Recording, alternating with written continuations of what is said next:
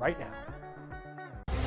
You mean to tell me a block away from my house? A box of human heads is stolen out of a truck in Denver. But why was it able to get stolen? Why was the truck parked there too? And the rest of the story only makes slightly more sense. It holds the opportunity to save a life. While a mass exodus continues in Europe, volunteers in Colorado remain focused on the last international crisis. Denver stands ready to be a support for those agencies as they welcome newcomers. Plus, gas prices keep going up. How much Coloradans are paying and which part of the country has it worst. A bizarre lead story for you tonight at 5. A box of human heads was stolen out of a truck in Denver this weekend. And those remains were marked for medical research. But still, we have so many questions, right? Good evening, and thank you for joining us at 5. I'm Ann Trujillo. And I'm Shannon Ogden. Denver 7's Colette Bordelon went digging for answers on just what happened here, where these heads came from, and where they were going. So, Colette, please start clearing some of this up for us. Yeah, just moments ago, I confirmed the box was stolen from a company called Science Care. It happened somewhere between 2:30 in the afternoon last Wednesday and 9:30 the next morning. The truck it was stolen from was being operated by a third party, and I'm told it was after a medical training event.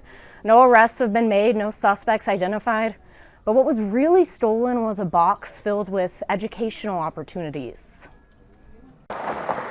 Near East 23rd Avenue, disturbing news is making its way around the neighborhood. You mean to tell me a block away from my house? Pila Ross, who didn't want to be on camera, can't believe a box of human heads meant for medical research were stolen out of a company's truck not far from where she lives. You never know what those heads were going to be used for one. And for two, what are you going to do with them now that you found them? The ripple effect of the donations taken goes beyond the initial shock. I don't think people understand the negative impact that an event like this can have on our industry. At TomorrowLink, a whole body donation program, This is where all of the education happens.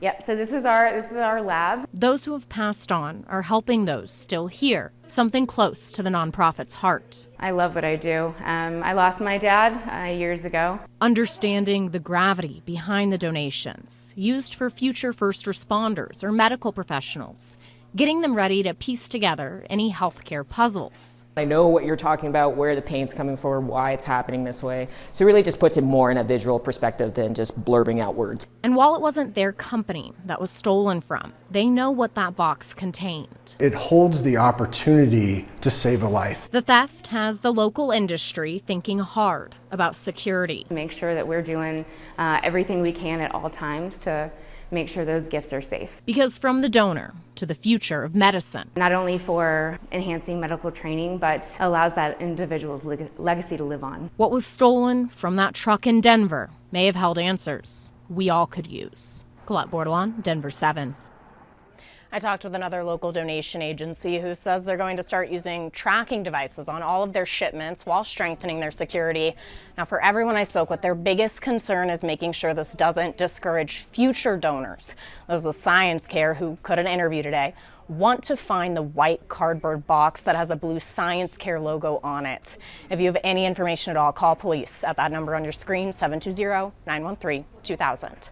Live in the newsroom, Colette Bordelon, Denver 7. All right, Colette, thank you for that. Appreciate it. Another bizarre story from the weekend, the Eisenhower Tunnel. It was closed for about 15 minutes after a man started spraying oncoming traffic with a fire extinguisher. About an hour before that, the man was kicked off a Greyhound bus for poor behavior. Police were able to eventually detain him. And now, the rest of the weekend's closures in Colorado, those were due to the weather. There were multiple crashes on I-25 on Sunday involving more than 50 cars. It was sunny again today, as you know, but the snow will be returning this week, and meteorologist Mike Nelson will have the 7-day coming up a little later in this newscast. One teenager is dead, 2 others in critical condition tonight, shot at a high school in Des Moines, Iowa. Police say they do have potential suspects in custody. U.S. Secretary of State Antony Blinken is calling on Russia to end the war in Ukraine, also to give citizens a safe path to get out of the country. Today, Ukraine's president held a third round of talks with Russia and said progress was being made on enforcing peaceful corridors to safely evacuate citizens. The UN says there have been more now than 400 civilian deaths. Despite President Zelensky's pleas, the U.S. and NATO remain opposed to enforcing a no-fly zone over the country. And Coloradans with ties to Ukraine have been devastated by the images of their home country being destroyed. And that is now inspiring many of them to help out in big ways. One example is the nonprofit group called Ukrainians of Colorado. This group is raising money to send medical supplies to that country. This direct attack and these bombs, and Kyiv is this beautiful city of 4 million people, and all the people now are hiding, in subway tunnels. And I don't know what long-term emotional impact that will have. I mean, that is trauma to the nth degree. And Ukrainians of Colorado has a goal of raising $100,000 for medical aid and supplies. And you can learn more about them and more information on how to donate on thedenverchannel.com. And as the world follows the latest from Ukraine, one local organization is still helping victims of another international conflict. Denver 7's Micah Smith met with volunteers who continue to resettle hundreds of Afghan refugees here in Colorado. Nearly 7 months after Afghan forces fell to the Taliban, this team of volunteers continues to load up moving trucks full of furniture for refugees in need. We've had just several hundred more Afghan families that have made it to Colorado that we've been helping just get resettled. Jordan Daniel is the Denver City Administrator for Team Rubicon, a veteran-run disaster relief organization. Oftentimes what we're seeing, a number of these families are coming with literally just the clothes that they have on their back. Daniel says even though other conflicts have taken over international headlines, for Team Rubicon, Afghanistan is still top of mind. The mission goes on. It's been a multi-jurisdictional effort and internally multi-agency effort here in Denver. Public Information Officer for Denver's Emergency Management Office, Michaela Ortega, says for the past few months, the city has been working with the state and local agencies to continue providing support for the hundreds of Afghan families that now call Denver home. In February, we held a job readiness fair to help newcomers with resume building, helping them with interview tips, and also introducing them to the American work culture and ethics. Ortega and Daniels say they'll apply the lessons of the last 7 months to future refugees who may need the Denver community's help. And for Team Rubicon, those lessons are coming in handy sooner than expected. Right now we have Team Rubicon volunteers in Poland, Moldova, Hungary, and Slovakia ready to help out with more of the medical side of the mission and stuff to help those countries with those neighboring countries to Ukraine. Daniel says no matter the group, Team Rubicon stands ready with a warm welcome and a truckload full of furniture representing the makings of a new life. Reporting in Aurora, Micah Smith, Denver 7. And Team Rubicon is always accepting donations, and we have a link to their website to donate right now on thedenverchannel.com.